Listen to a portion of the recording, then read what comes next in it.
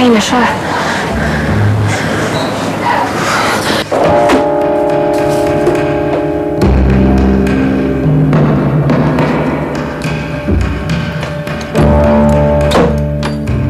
Oh, Hana.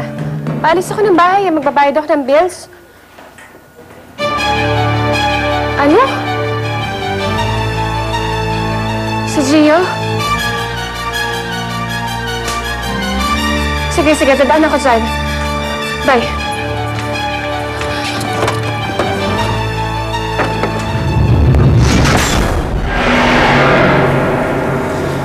Maaaring hindi nga ordinaryo yung kasong to eh. Una, may vision si Max.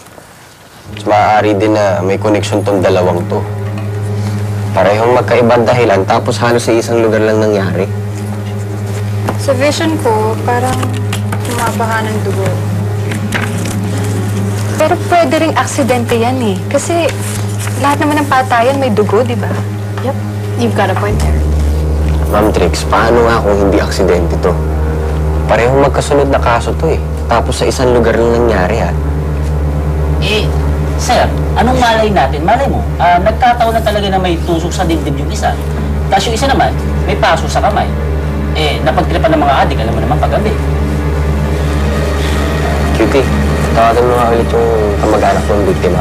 Pag sumagot, anytime puntahan natin sila para makausap natin. Yes, sir.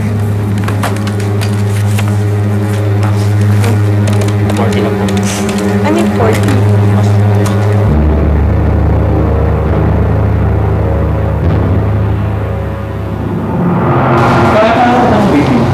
Kaibigan niyo po ako.